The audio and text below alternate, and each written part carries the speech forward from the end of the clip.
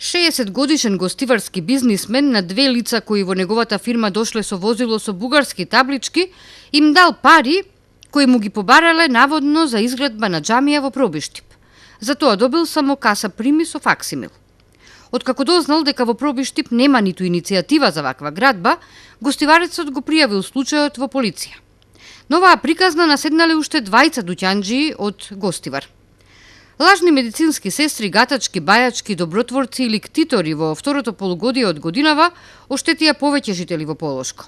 Лесноверни или сожаливи, граѓаните се оние кои трпат штети. Полицијата повикува на предпазливост при средбите со непознати лица кои им презентираат социјални приказни. Измамата е кривично дело, за кое е предвидена парична и затворска казна од 1 до 10 години. Годинава најбројни во полог се кредитните и осигурителните измами.